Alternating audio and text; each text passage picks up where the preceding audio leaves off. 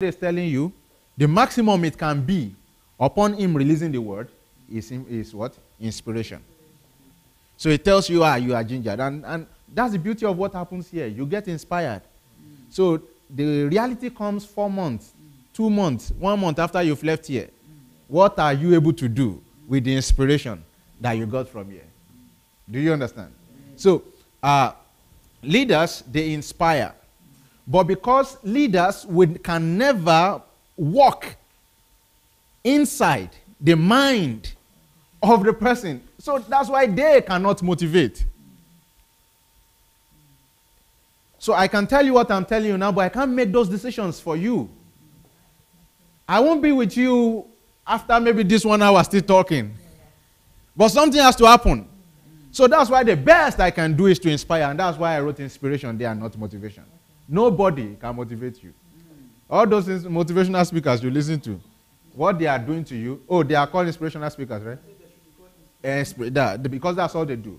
They just charge you up and you feel like you can do part-time. That's what the maximum any man can do. So you need to dig deep into yourself to influence yourself. Do you understand? So I'm talking from 2 levels, the level of outpour and the level of inbuild. Do you understand? So leadership in terms of outpouring, but I'm also taking you through the level of leadership in terms of building yourself to be that leader. But I'm talking about what you have to do for yourself and what you have to do to others. Yeah, so leaders, they inspire. So what you do, the way you live your life, must inspire people to want to do. And we have said, my brother has spoken so much on values, so you've known the right values now, right? Value is what gives direction to what? Leadership. So value already gives you direction. You have to be able to inspire others. Now, leadership, how to know which one is effective or not, it's about result. It's about result. This is why top brands, top companies, when they are not getting results, what do?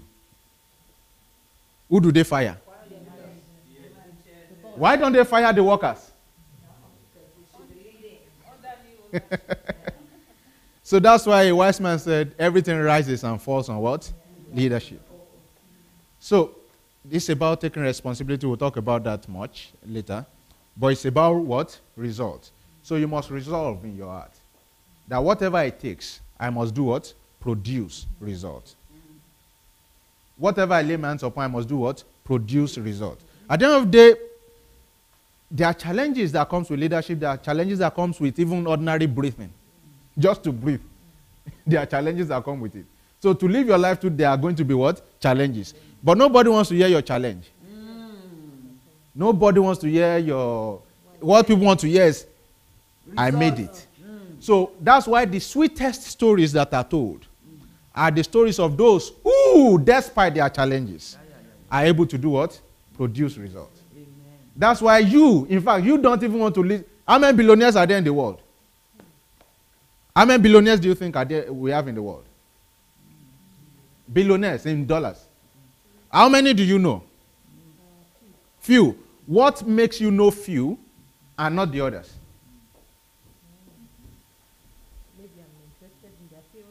Not just because you're interested in their field, but because they have a story.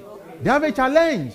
They are not just billionaires. That's why till tomorrow, as much as even Donald Trump writes books that are very good, a lot of people still do not believe in him as a real guy who is able to produce. Because you are saying your dad gave you a small loan of $1 million, 500, 1 million, a small loan. And people are saying we built something from what? From scratch. So you rather want to listen to the person that builds from scratch than the one that got a small loan. Even though so at the end of the day, it's about results, but people don't want to hear your excuse until you're able to produce a result. So that's why Pastor Sunday now, with all of his court charges and the challenges facing in Ukraine, you are still able to come and you are still able to relate. Because in spite of his challenge, he's not crawling into his shell, but he's shining. Yes. So it's like pressed together, shaking, and then now he's doing what? Running over. So you don't even mind if it's going to be pressed down. You don't mind the pressure. You don't mind if it's going to be shaken together. But you can see that in spite of the shaking together, in spite of the run of the press down, he is what? Running over. So people want to see results. And so you must do what? Produce results. Tell your neighbor you must produce results. More especially because it is the results of men that outlive them. It is the result. These books that is written, there is result.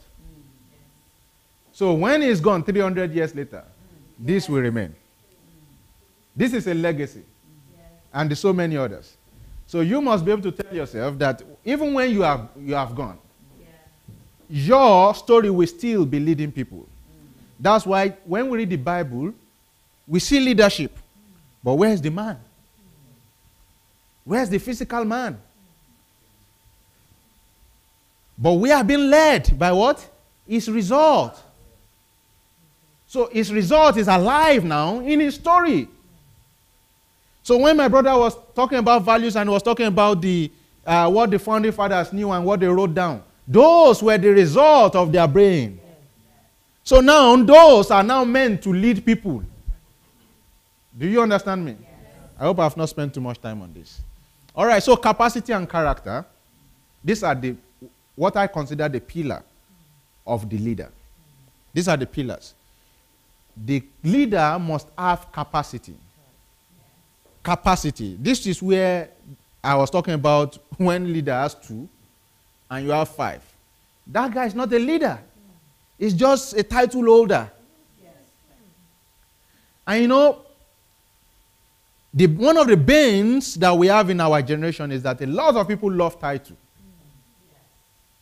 but not the responsibility that comes with capacity. So I want to be a doctor, and I really like the name doctor. But trust me, I'm running from the responsibility. So, but at least I went through medical school and I've paid my dues, right?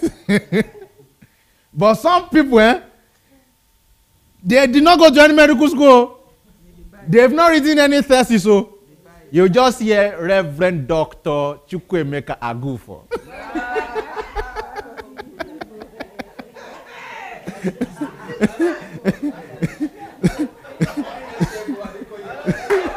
So, wait, let me get there now.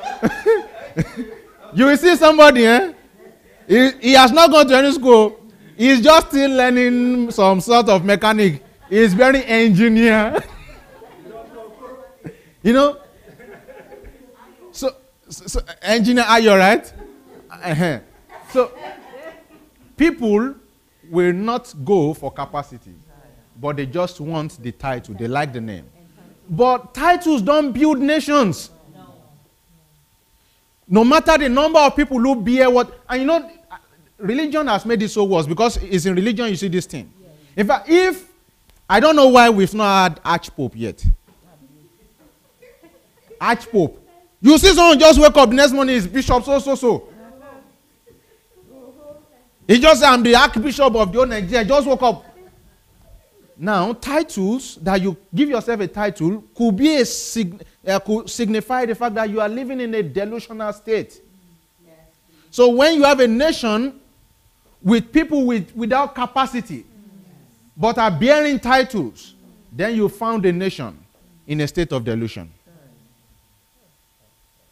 Because it is capacity. It is by capacity, the ability to be able to do something, to be able to produce this, to be able to produce that. That is how nations grow. The steel of Carnegie, the oil of, what was the family? Rockefeller. Industrialization. The ability to be able to do 1, 2, 3, 4, 5 things and produce to the community. That's how nations grow, because that's what increases productivity. But when there's no capacity, you think nations will grow? So, and you know that definitely people are always in need. Every nation is always in need. So it means to be a leader, you must do what? Grow your capacity. And how can you grow your capacity? We grow capacity through knowledge, through information. But I'll tell you the better part. Knowledge is good. Tell your neighbor questions are better.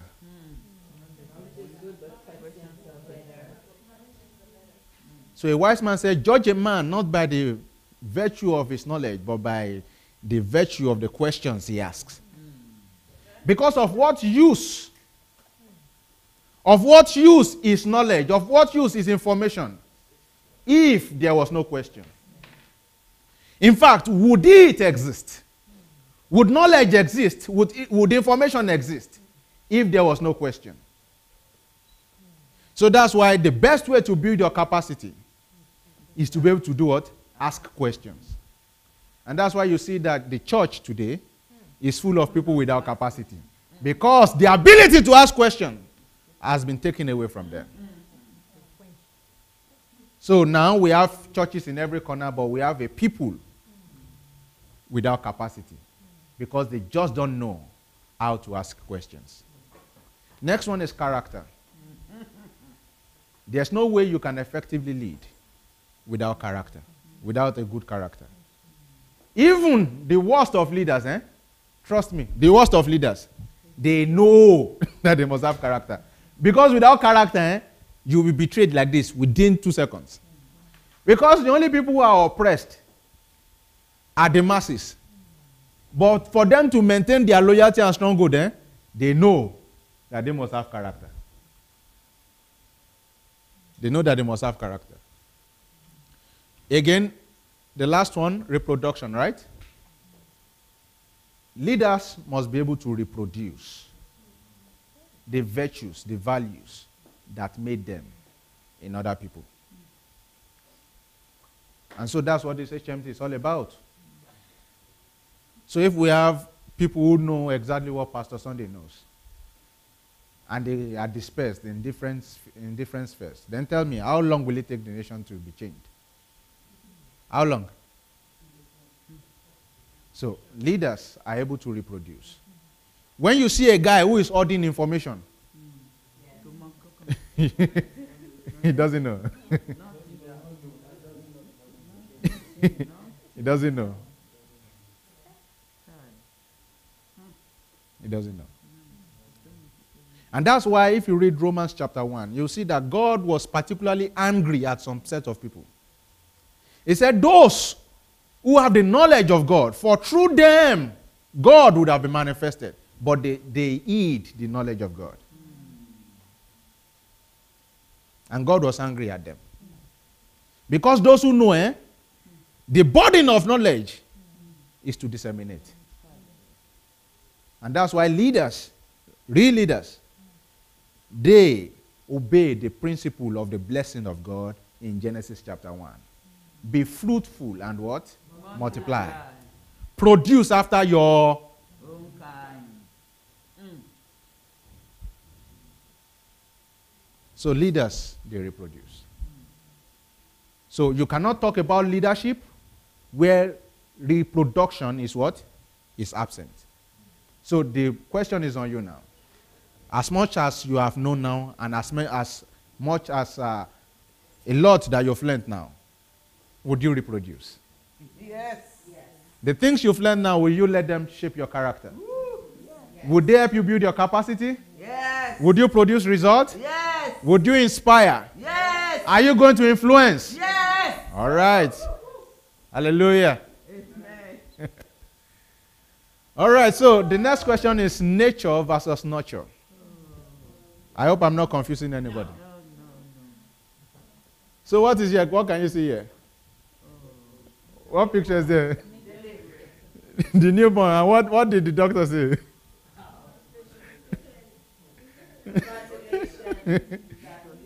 Yeah. You know, I said something, and I don't know, many of you may disagree, but that's what it is.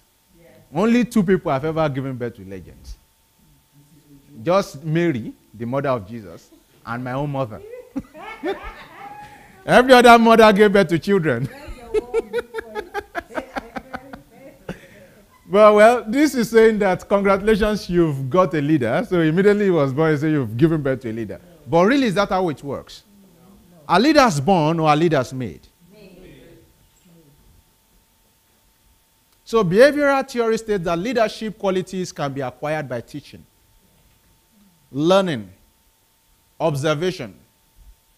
Leadership is a what? Is a lifetime process.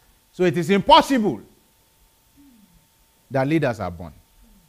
Because when everyone was born, our minds were empty. Yes. None of you came to this earth with profound knowledge. No man was born a racist. No. Right? It was somehow they were influenced, yes. They were taught. Yes. So, is it nature versus nurture? I go for nurture. And that's why you are here. That's why I'm here. To learn from someone who is ready to pour into us, so that we can go forward and become leaders in our own sphere. Now, we are just having an overview. The question to answer is how to do what? To build civilized and developed nations through what? Leadership. Okay, so we'll go there. But I hope you are getting the gist. All right. Does anyone want to give me an overview of what we said so far? Just an overview. Shall we are active now? I will do Pastor Sunday style. Everybody will stand up. Yeah, Christian.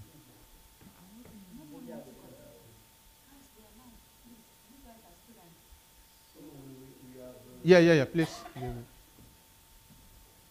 seen the definition of leadership and said that we have to initiate with ourselves first to be able to be leaders. All right, thank you so much. Yeah. Just one quick one. You talked about the qualities of leaders, and you mentioned character. One thing I just wanted to add: has anybody ever wondered why the alphabets of any country is referred to as character?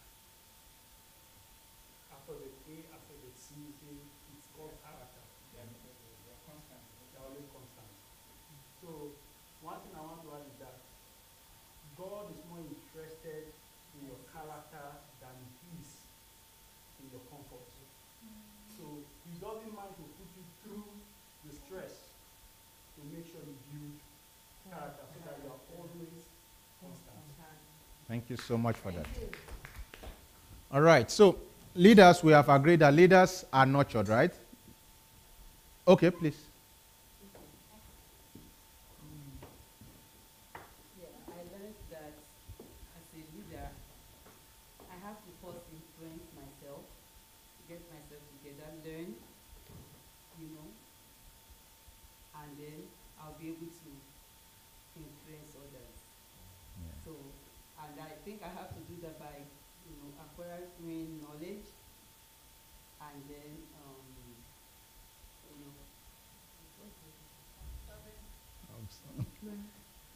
I will acquire knowledge, and then, let me see, I think I should do that.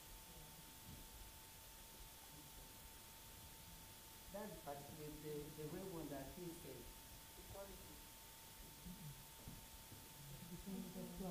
No, I have to have the mind of questioning. Yes. Yeah. Because if you don't question, there is no, you won't get any answer of how to do other things. Yes, thank you so much. A round of applause. All right, so I said knowledge is good, but questions are what? Are better. Yeah, please, sir. I was just struck by what you were talking about, capacity. That leadership is not about title. It is the misconception that we've had from back home in Nigeria. Everybody has a title. Everybody insists on, being called a certain name, bishops and bishops. But what is your capacity? Do you have what do you know inside? Are you like a sheep or are you like a goat? How much can you carry? I listen to BSC and you can just see that his capacity is so wide, it is so that even if I was to break it down into rooms, a 2,000 rooms might not just be enough because he has built so much capacity. Yeah.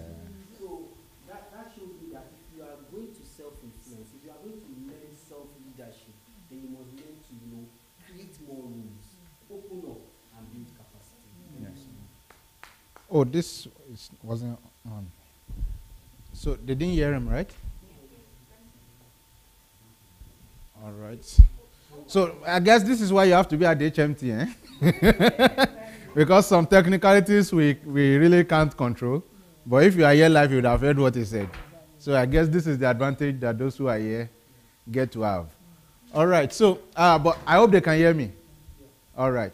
So he spoke about capacity and the fact that you just must have capacity and not just about the title. And he said when he looks at DSA, he sees a man that if you have to split him into so many rooms, you need more rooms to contain him. And that's true. You can see that through his books, that he's only written part of what he knows about that topic. All right, so let's go to the next one. Position versus responsibility. Yeah, this is exactly where capacity comes in. This is where influence comes in. This is where inspiration comes in. This is where what? Reproduction comes in. Everything comes in here. So position or responsibility. You see, for quite a while, like you were saying, sir, we've had a misconception that if you are made this, then you are already a leader. You see, 2014, after the Crimean crisis, I had to move to another city. And I said to one of the guys who were following me then, I said, by this movement, I will show you that my leadership here, everything I achieved here, I mean in Crimea then, was no fluke. And I said it boldly. And it was not because I was trying to be proud, but because I knew I had capacity. I knew I had the clout. I knew I had what it takes to go to another city and then influence that city.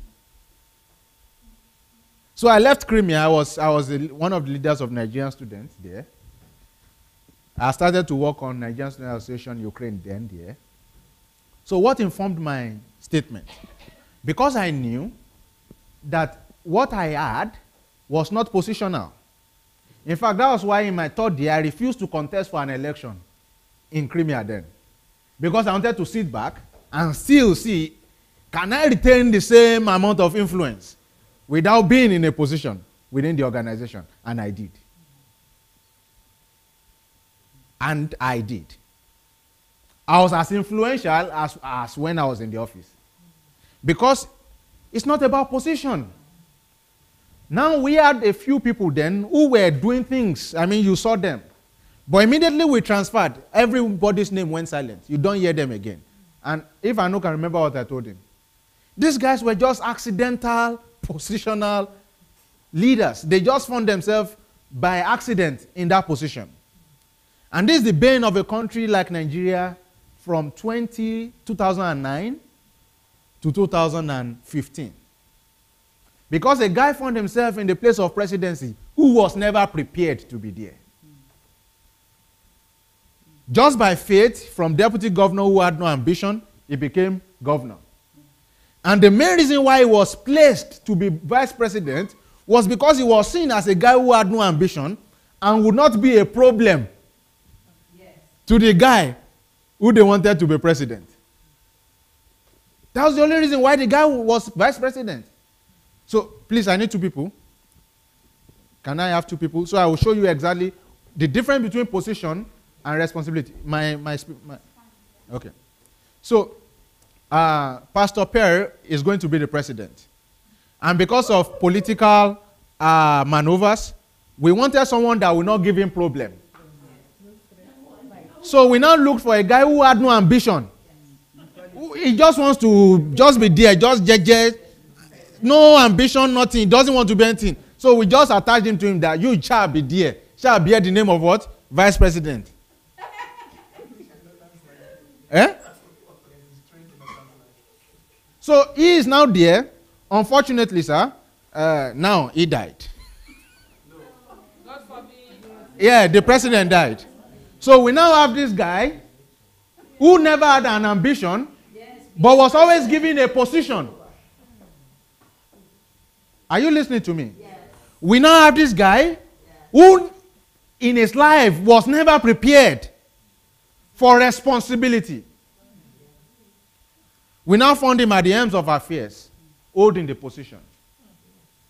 And so that is why, even though during his tenure, Nigeria had the biggest in terms of revenue, Nigeria still had nothing to show for it. People just do not understand that, for example, the recession Nigeria encountered did not just appear. It was a product of 2 years, 8 quarters at least, 8 economic quarters, which is at least 2 years. Because before you can hit recession, you must have been going down. And things don't just go down like that. Now, why? Because this guy who was in position never knew what it meant to take responsibility. He did not know what it meant to hold the affairs of government. Even though he had the position. That's why when someone like this, they say, I went to him. He said what? He was what? Sleeping. But he had the position. And so that's what happens to us.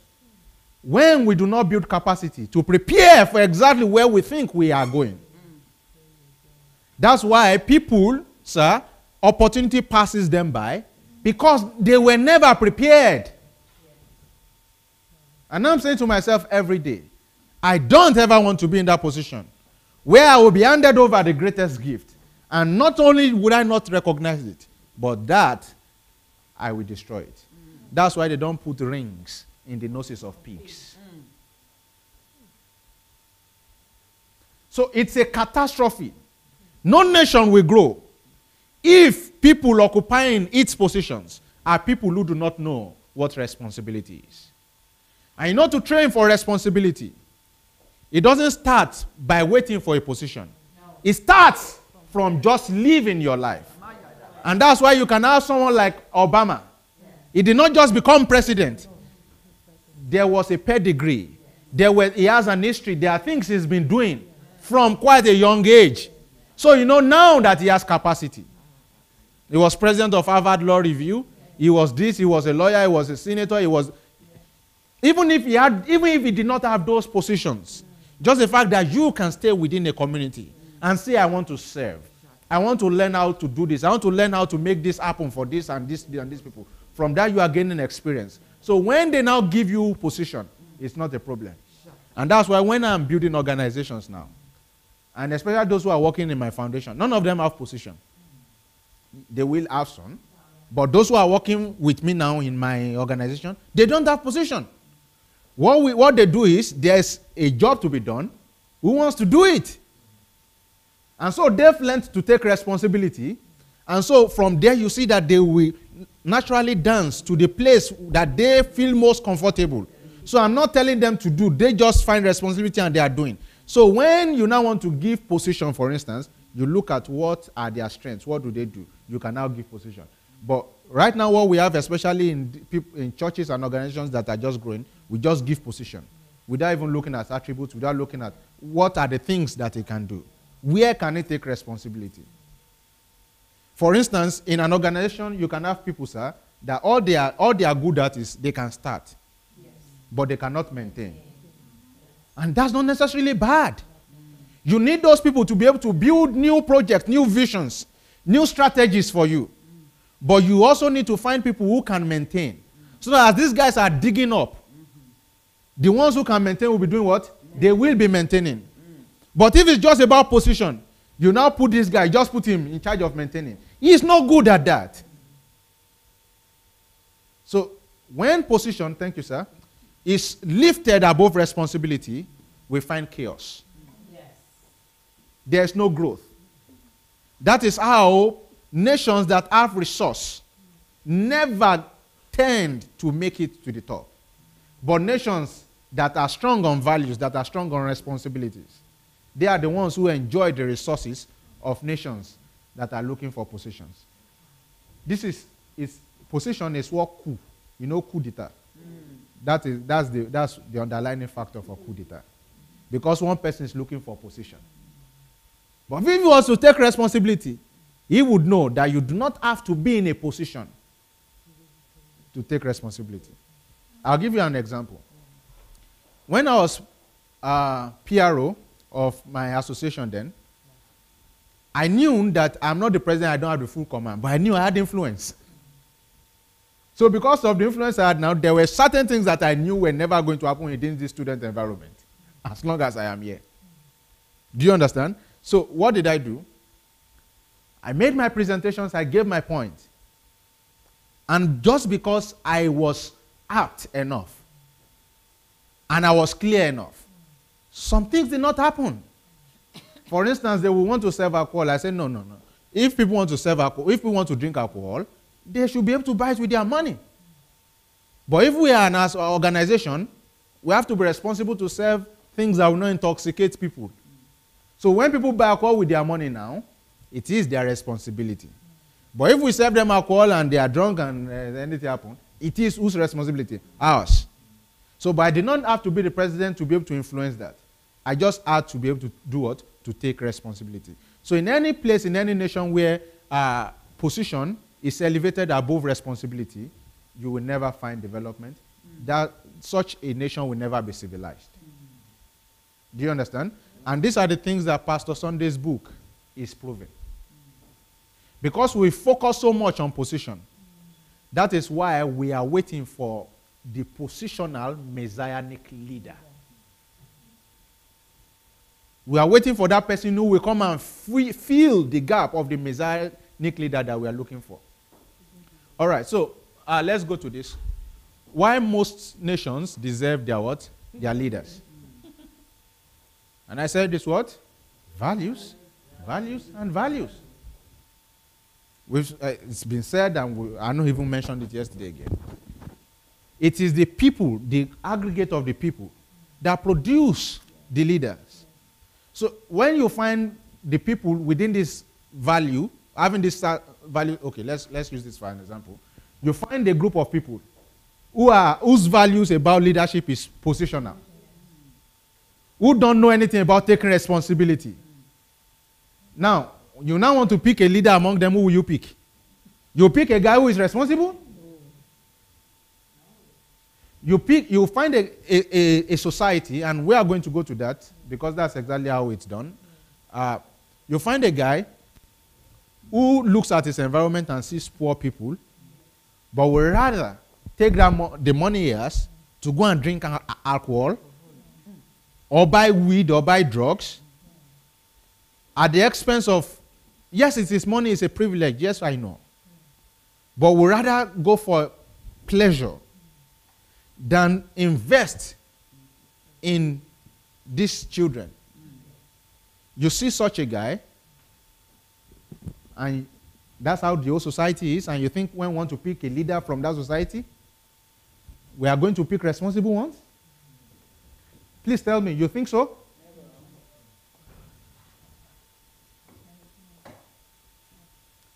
So this is why most nations deserve their leaders. Because their leaders reflect who they are. And if they are not that type of people, there's always a revolution. There's always a standing up against what they are not. That's why you find out in places like France, that's a platform for the revolution.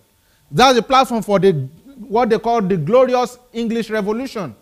Because the people are saying, this is not our value system. We cannot continue to have things going like this. That's why you have, of recent, South Korea sending their president packing.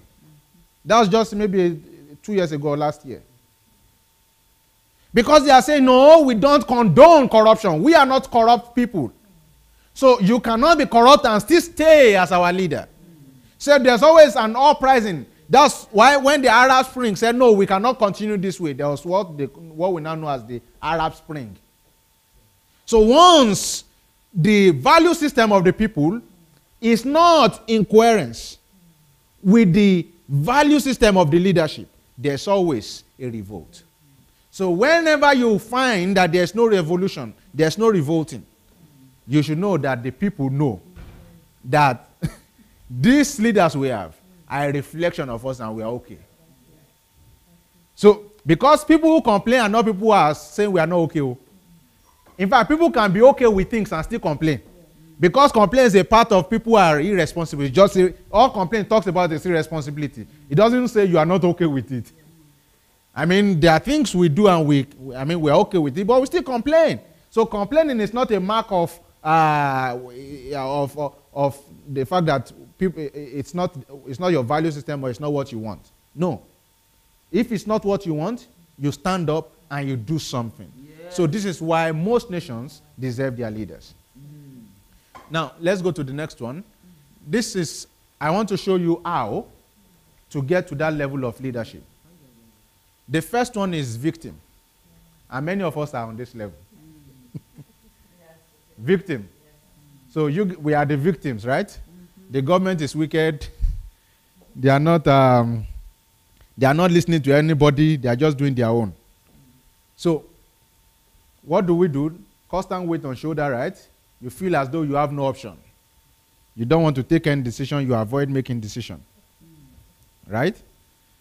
Then you have a low sense of self-worth. You don't think you matter. Then you don't believe in your ability. You are not even producing.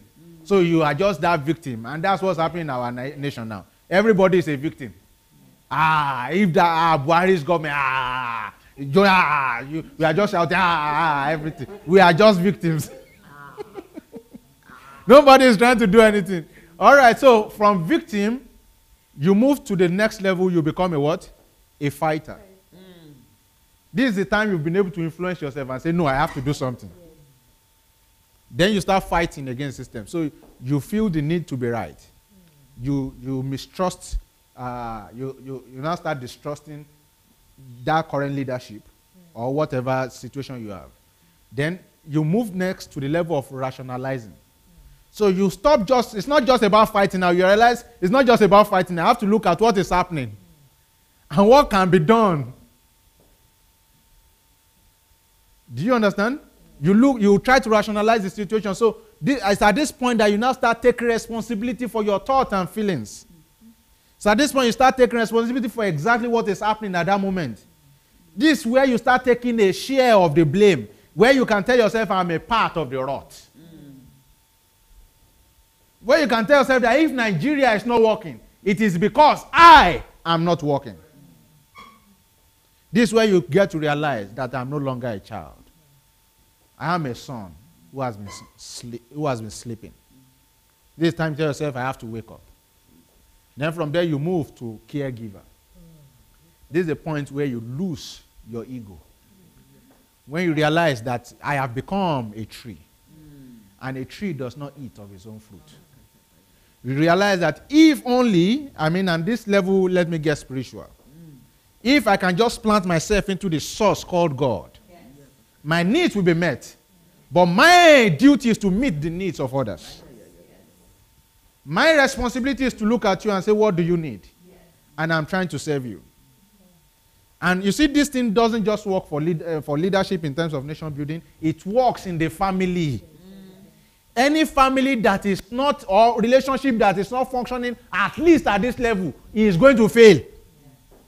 Because the first question you must ask in the relationship you are getting to is, how can I serve you? You want to be my friend? You want to be my brother? You want to be my spouse? You want to be my classmate? The first question to ask is, how can I serve you? That's when it leaves you, stop thinking about yourself. Because the much you can see, let me tell you the truth. And this is what I have learned. This is what I have known. Do you know that every time you get to the place of even trying to discover yourself, how many of you have discovered the melancholy that accompanies it? That every time you are trying to discover yourself, you feel sort of sad. Very, very sad. That's what introspection gives. No matter, and that's the best way, right? The best part of looking at self is to say, I want to do introspection, I want to discover myself. You still feel sad. Now, let's now talk about when you are thinking about your needs. When what you need is all you are thinking about. You are not even trying to discover yourself. Oh, that is one reason why a lot of people are depressed. Egocentrism. Do you understand my point? But trust me, when you start thinking of other people, it will not only give you the sense of, number one, my problem is not the only one. Oh. It's not even that much. Yeah. It's nothing to compare. You will now start seeing the joy of serving people. So you now move to the next level of taking opportunities. Because you are looking for the next opportunity to serve. Next opportunity to serve. And it is when you are taking this opportunity that new ones open. Like my sister who came to speak.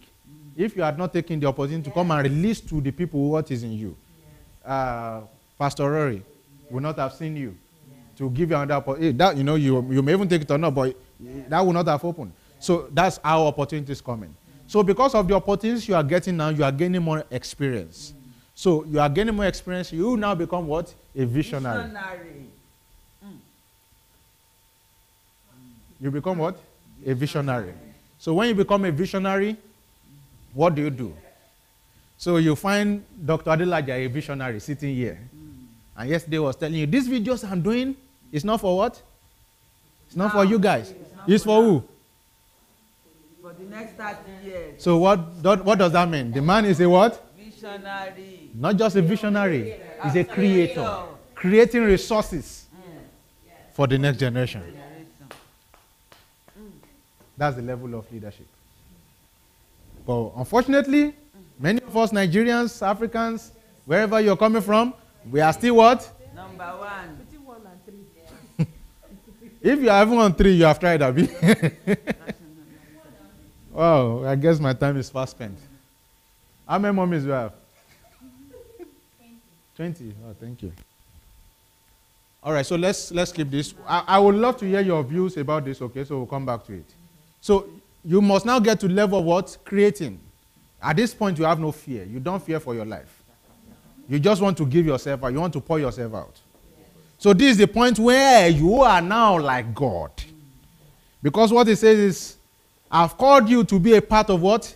The divine nature. So, and what did God do in the beginning? You'll see that in the beginning, the Bible says, in the beginning, God. It introduced the person, the being, God. And talked about his attribute. God did what? Created. So to be a part of the divine nature is to have the ability to do what? To create. So at this point, God fears no death. You too fear no death. These are the points you say, I found something to live for. And once I have something to live for, then I have everything to die for. So at this point, you get to understand that those, in fact, who have shaped the course of nations, the course of the earth, were not those who lived long. And longevity has its place. And that's why Martin Luther King now is 50 years after his death. And one of his speech, the last speech he gave, he said, I've been to the mountain top. He said, longevity has its place. I would love to live a long life. But even if I do not get there, as a person, we as a people are going to get there. So he's a visionary, and he has created for them a future. And even though he was not going to be there, but he had no fear of death. He had lost it. But through all of this, you must know that the more you keep being here, it's like saying you do not exist. It's like saying you are at the mercy of life. And the only things that are permitted to be at the mercy of life are animals and inanimate objects. Because when you take a wood, it cannot dictate. When you have a pet, it doesn't dictate. Even pets, they try. They try to. Sometimes you are walking your dog, or you see a woman walking her dog, and the dog is big, and you're like, who is walking who? Is it the dog that is walking the woman? The woman is walking the dog.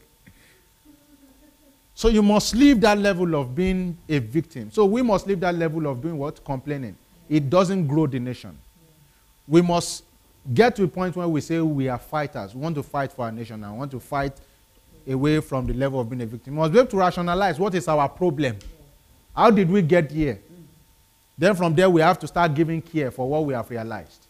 And this caregiving up to the next level of creator will take me to the next level.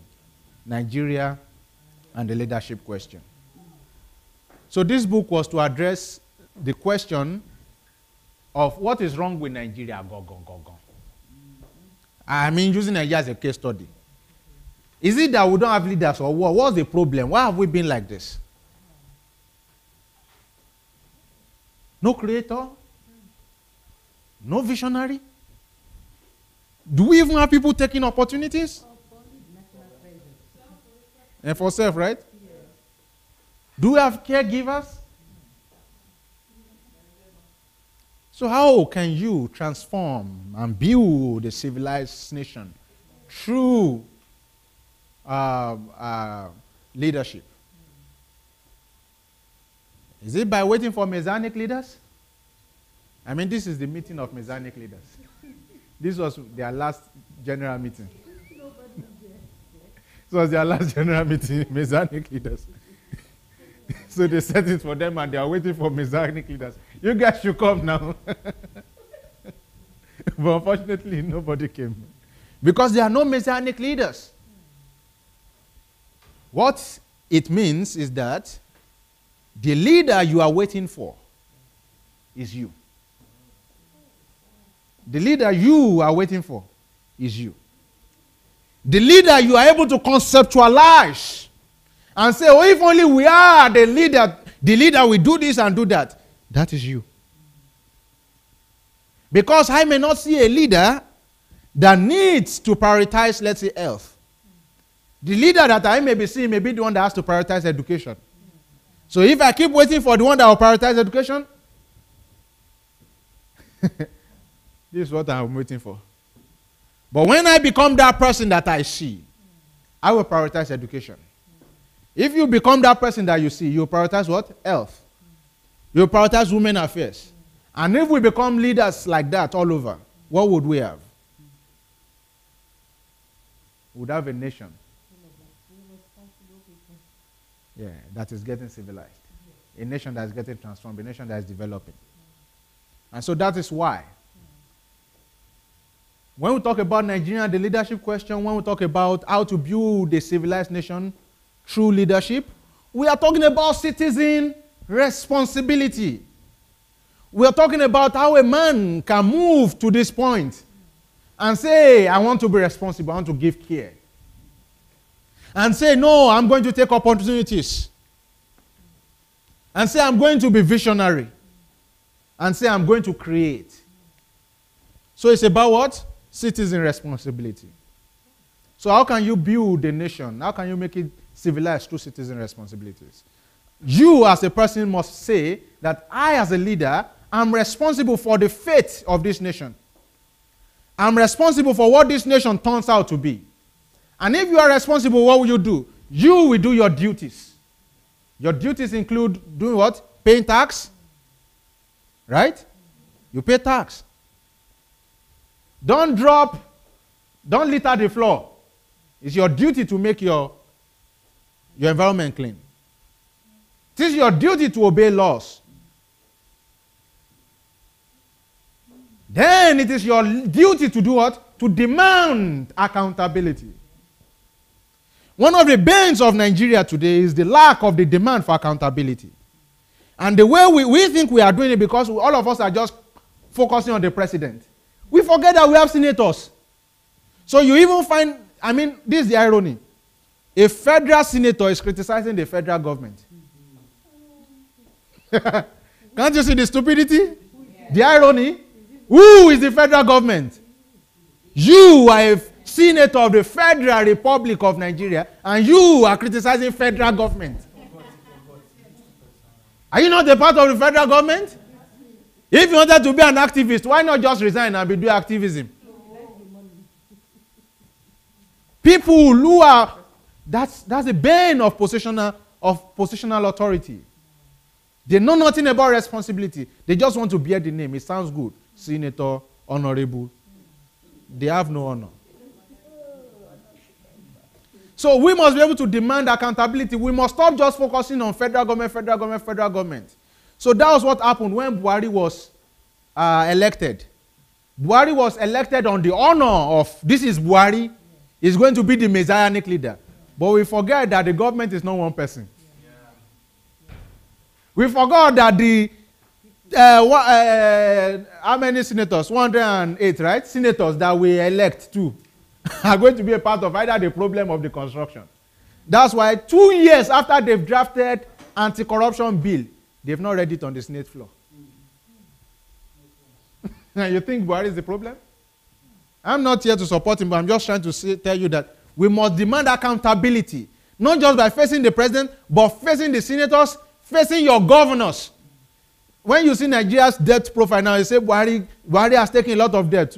Well, let us split that debt. You will see that what has happened is that no lender lends to state.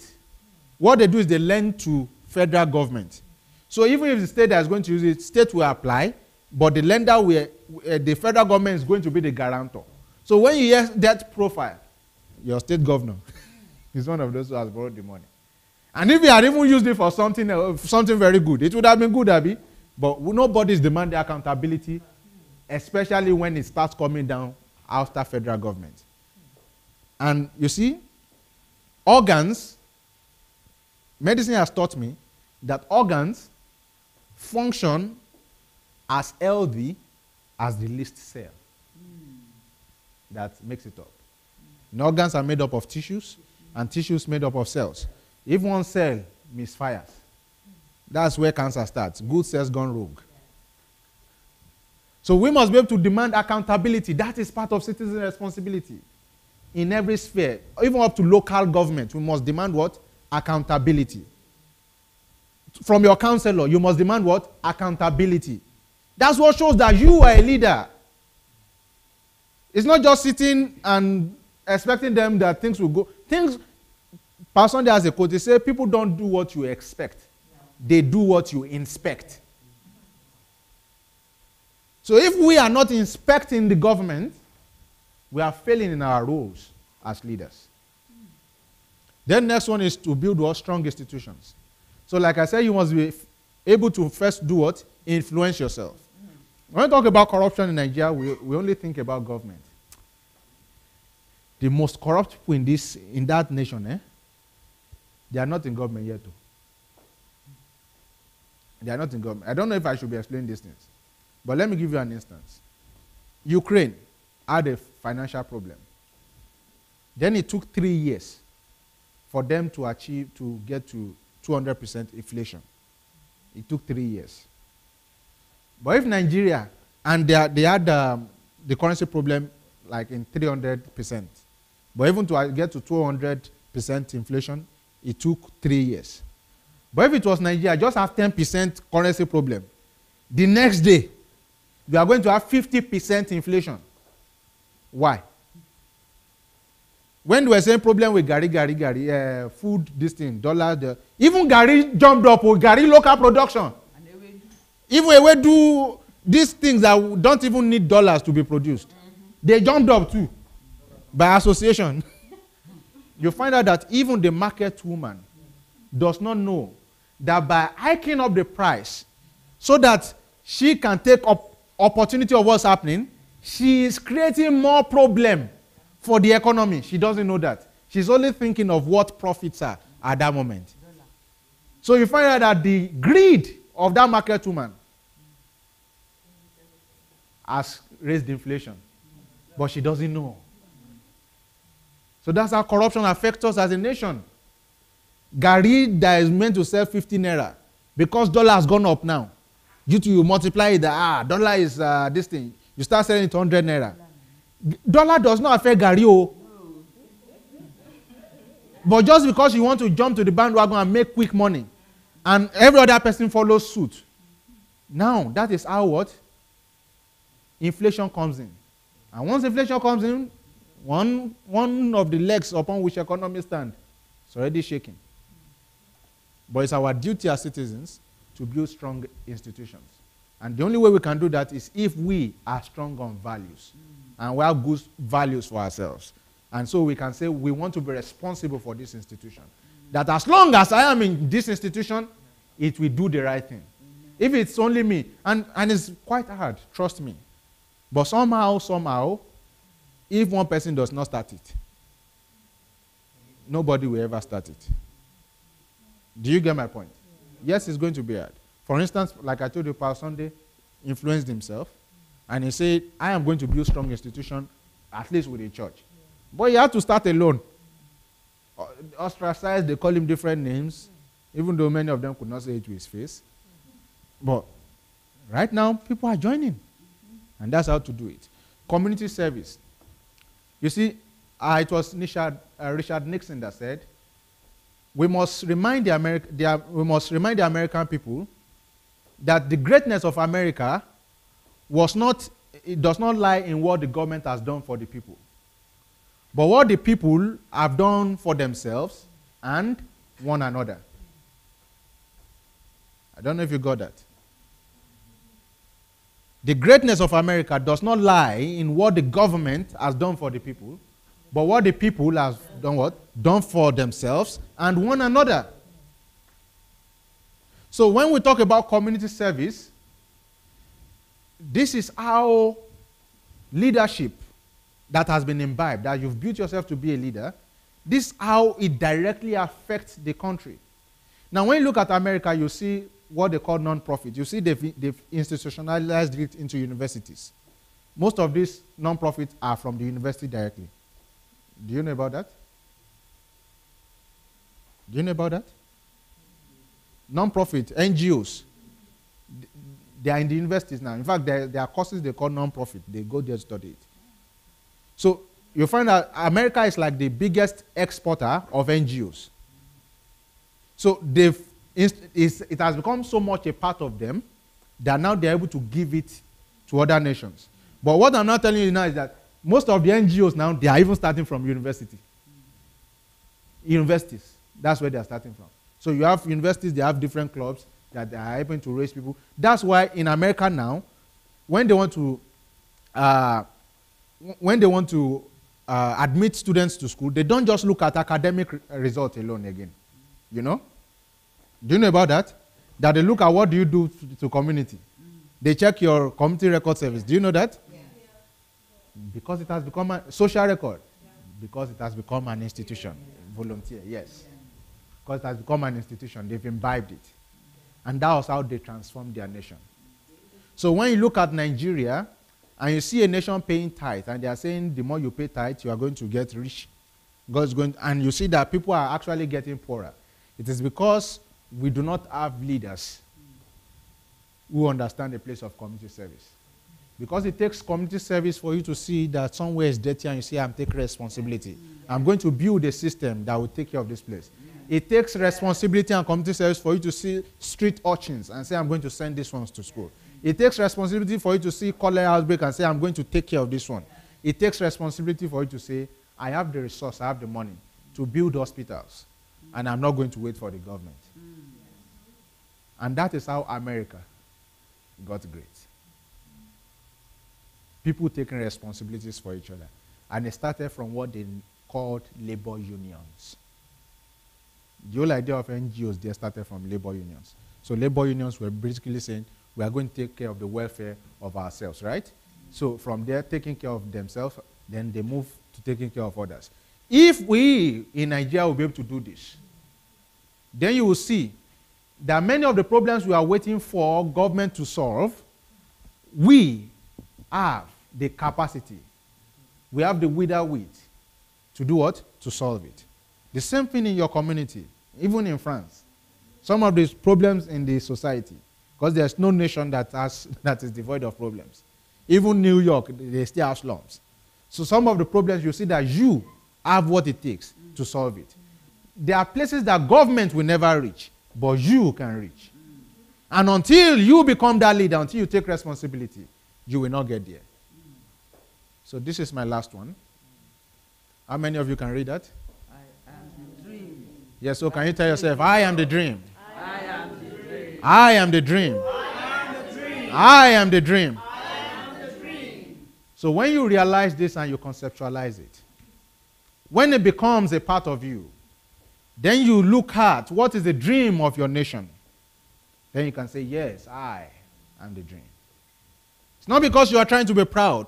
It's because you know that now I am a leader and I can take responsibility. And I am the answer to the cry of my people in this area. In this area.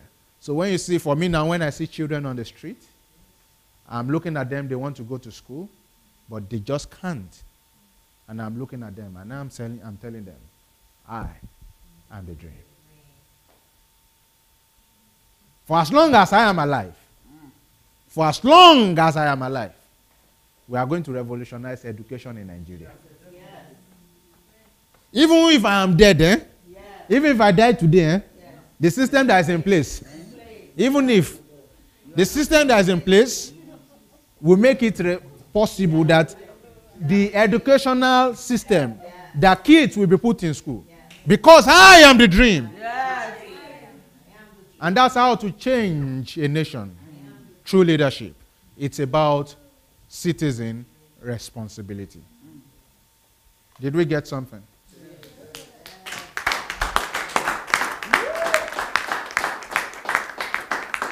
All right, so I want someone to please come and just explain what they got using this chart here. You can do it one by one. I will be very glad. So we can pass that round. A very good suggestion.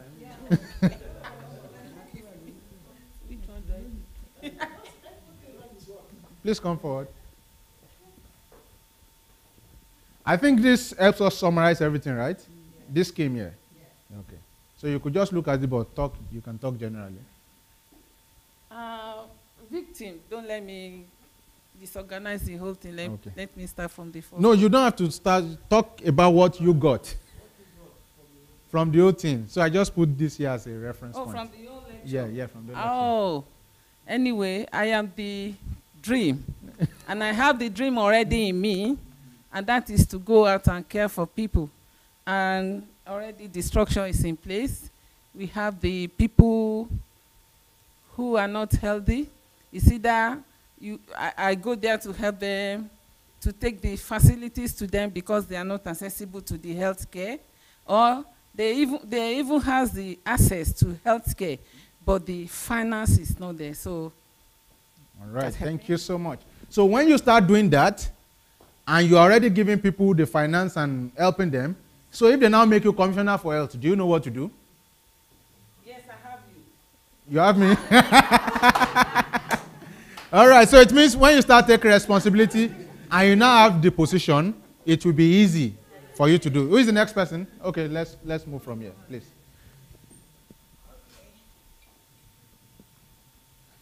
So you know we have little time, so let's be fast. For me, what I got, like I shared my story earlier.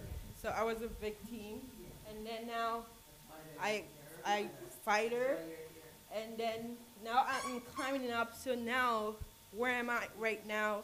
I'm taking opportunity. So the opportunity I came to learn. So now when I go back, I have a vision. So now I'm gonna be a creator. Thank you.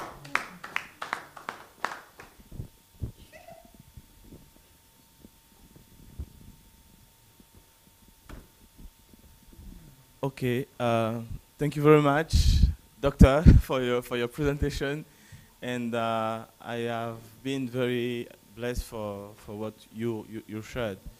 One of the idea that I keep for me, and I will work about it, is just that I am the leader that I was waiting for. Since long time, we are just waiting for people to do things. There are some areas in the society that we want to see change. We want to see that something is changing, but we don't see it. So, for me to realize that I am the one or the leader that I expected in this field, I mean, it's a great idea, very great idea. So this is that I retain to work about it. And also the second thing is that about this pyramid, I think what is the most difficult sometimes just is to leave this place, yes, and just to move. Yes, I think this is the most difficult. Yeah. Because we are let's say limit by the thought of people around us and anybody and the way people see you also.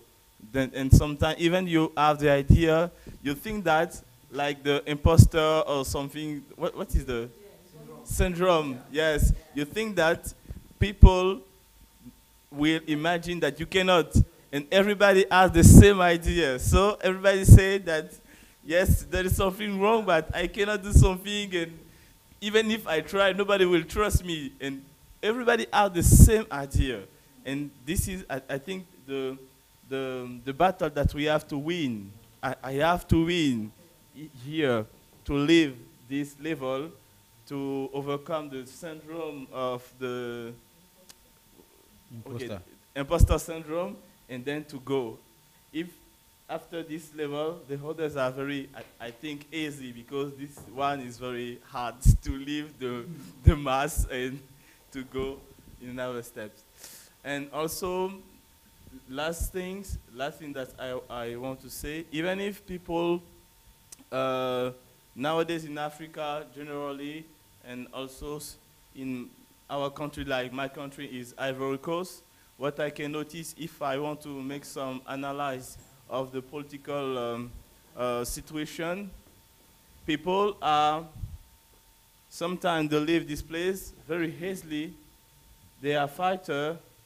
They are also, they think what are the strategy, but few of them, are caregiver. Caregiver is something this miss a lot. Few are caregiver. And also, for me, this one is very, very, very crucial, important. And because opportunity, there is always opportunity. There is always opportunity, and also problems. What we are learning here, all the problems of the society are opportunities. Beyond problem, there is money, there is a lot of things, but so is caregiver. And the last one for me, which is also difficult, is visionary, because even if a leader has opportunities, but no vision, nothing else. Yes, because you have the opportunity, but you are just, even if you are a good visionary or a good leader, you have opportunity, you are caregiver, but you have not the vision. No vision. It means that you will just act for today, and after finish. After maybe the short vision or the right now situation, there's nothing else apart what you will do right now. So for me, the three important. This one for me, this one, and vision, and the other as like intermediate, the other steps. Thank you. All right, thank you so much. Next person. But before next person comes, you see this one right here is why people do not want the truth. People don't like the truth because they do not want to leave the level of being victims. Because the moment you get the truth, the Bible says, and you shall know the truth, and truth shall do what? With freedom comes responsibility. And that's what people don't want.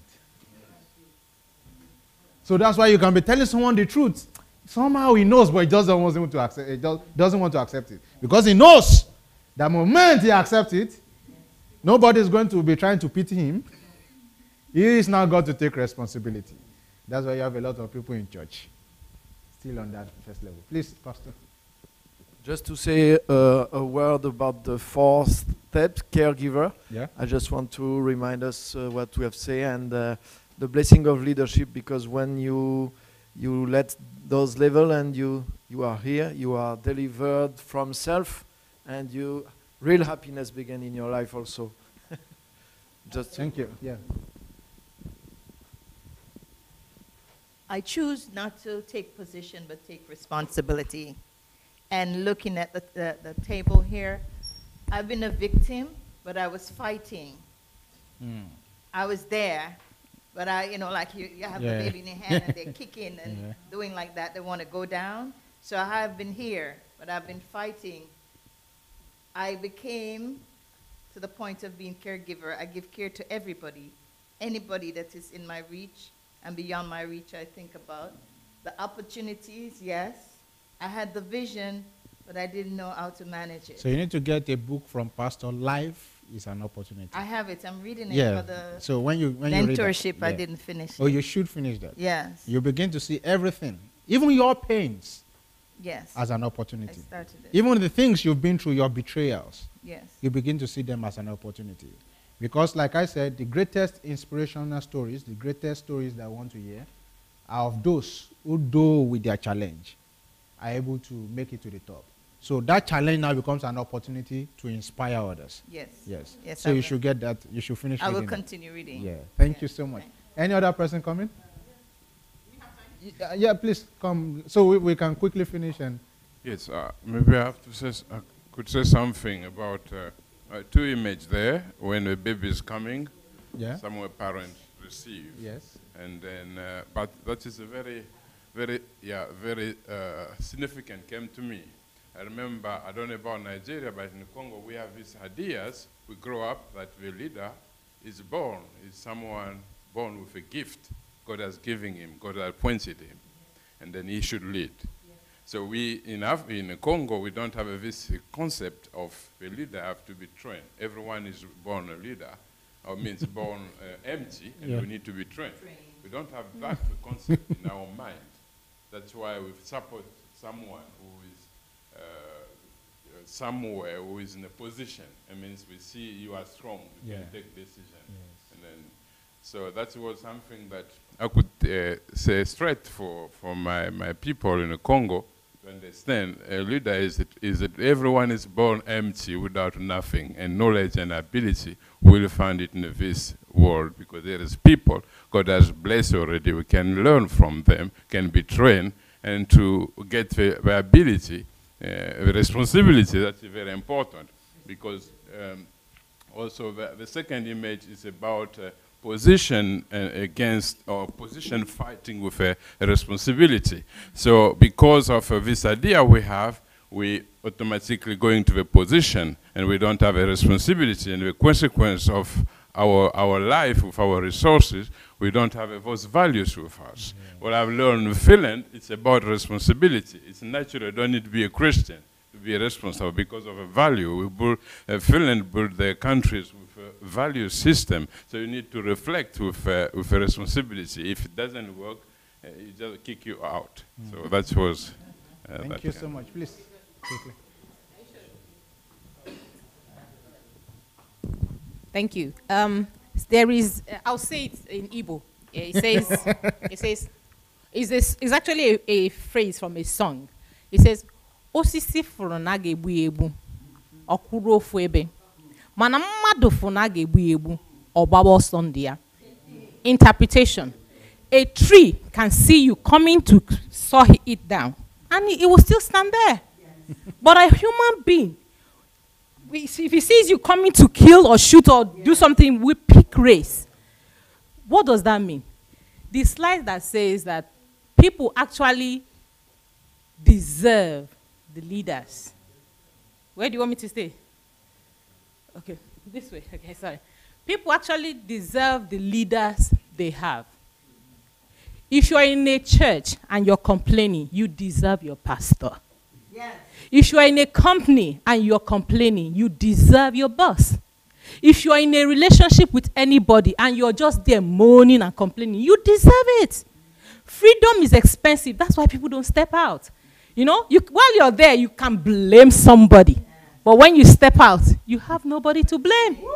And that's when you take personal responsibility. And that is why there are a lot of victims. You know, if you do Facebook Live or any kind of social media thing and you talk about blaming people, your rating that day will be on the another level. Everybody will share in fact, they will share your video where you can't even see it. The group self, you can't even have access to it. They will share, the view will be, you'll be watching. But talk about personal responsibility. Nobody will answer. 200 views. Nobody will answer. Please, let us take responsibility. The change starts with me. The change starts with you.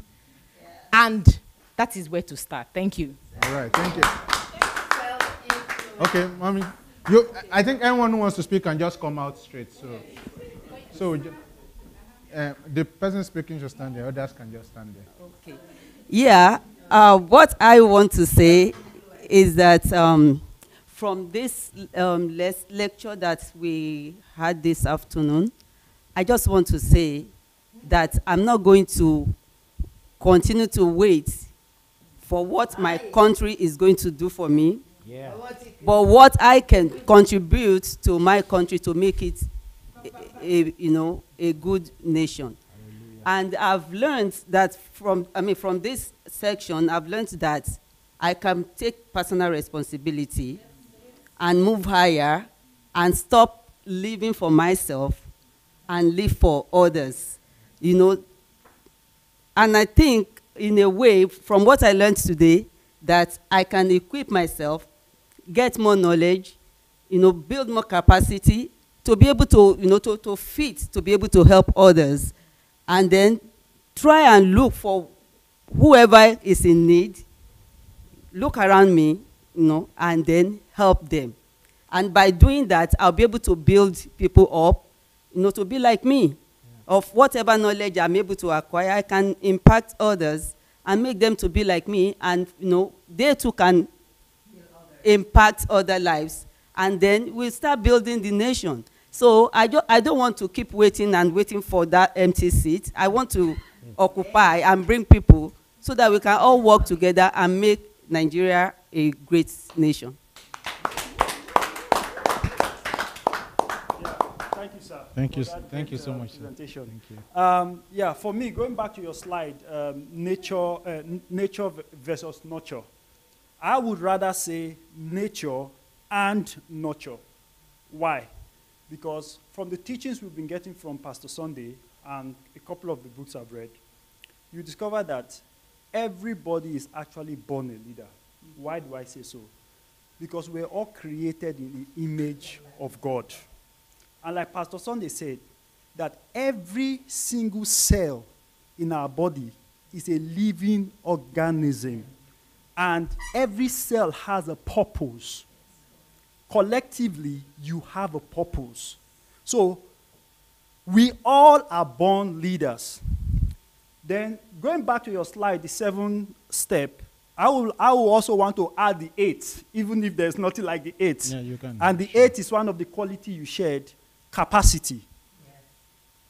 We are all born leaders, but our ability to grow our capacity in terms of discipline, knowledge, understanding value systems, growing, is what will really, really make us to step out and actually manifest that leadership quality that we have been born with. I read a book by, God bless his soul, late Miles Moreau, on the spirit of leadership. And in that book, he was saying this. There's a difference between leadership spirit and the spirit of leadership. He said the leadership spirit is what everybody has been born with, because everyone has the nature of God in them. Pastor Sunday said, was it yesterday, that the kingdom of God is within us. Because when God created Adam, he said, be fruitful, multiply, replenish the earth, and have dominion. That word dominion actually means kingdom, meaning he put the kingdom in us, and we were born with the kingdom. But we lost it at one point. But Christ came and restored it. But now, what we need to do, and taking an example from what Pastor Sunday has done, he has so much built himself, enlarged his capacity, that even after he got to a point of being a creator, because you can get to this, to the 7th level, and still operate within a small capacity, meaning you are a creator, but just within your community, or within your family, or within your state. But he has so much built capacity that even even though he's operating as a creator, he's no longer operating just within a state or within just one nation, but within nations of the earth. So I just want to encourage us and to make us, because sometimes like we grow in societies where, like our brother said, especially in Africa, you think that the leaders you see were the ones that were born leaders. Yes. But you were born empty. But it's a lie. You are a leader. The spirit of leadership is in you. Yes. But it's your responsibility to now begin to develop yourself. But like I said, how many people, and Dr. Victor mentioned it, how many people are willing to pay the price? Leadership doesn't come cheap. Even though you have the quality in you, it doesn't come cheap. It's very painful. It's a process. It doesn't happen overnight. It's something you begin to build. You will shed tears. There's a scripture I really love, and I've always asked myself, the Bible says Jesus was perfect. He was born of a virgin and all that. But the Bible says that he became perfect by the things that he suffered. I still don't have a full revelation of that scripture, because I don't say, how can he become perfect when he was born perfect? But I'm beginning to see that, yeah, he was born perfect, but he had to manifest that perfection through the things that God allowed him to suffer. And that's what we are. We are all leaders. So if you are leaving this place today, live with the mindset that I am a leader. But the responsibility lies on me to go out there and manifest that leadership. But it will take time. It will take process. It will take discipline. It will take you challenging yourself every single day to be able to do it. So that's the little bit I just wanted to add. Yeah, thank you that so we should much. expand our capacity. Yeah, so I think we have just one more. So what he has talked about now is like having a capital. So when you have a capital, it doesn't make you rich. What do you do with your capital is what really counts. So I agree everyone is born a leader, but if it was just on that level, many of us would not have to be here. So that's why I focused more on nurture. But all in all, I agree with you, sir. So let's have Mr. Chinedu. Oh, Chiedu, right? Yeah, all right. It's not really a contribution. It's just something I'm combining this. Okay, I'm combining this with what I learned yesterday. Yes. From what I noticed here, this way, okay. From what I noticed, I actually wanted to ask if this is a leadership maturity pyramid that is inverted. So, but I realized that we are all born leaders, so you can mature from one level to the other till you get to the top. And combining that with what we talked about yesterday about the SWOT analysis, on making sure that from January to the next quarter I'm able to check my improvement. How am I improving? So I think I'm going to add the leadership index to that and see how I mature from quarter to quarter, how my maturity level in leadership, my leadership skills is growing from one level to the other. That's just what I... Thank you so much. A round of applause, everybody. Thank you so much, Dr. Babuche, for the opportunity. I hope to see you guys next time. Thank you so much. Thank you. Okay, thank you. Thank you. Dr. Victor Barmiche, that was a very awesome section. Thank you.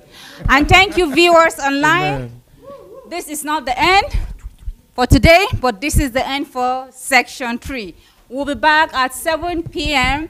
Ukraine time with DSA. So see you. Bye-bye.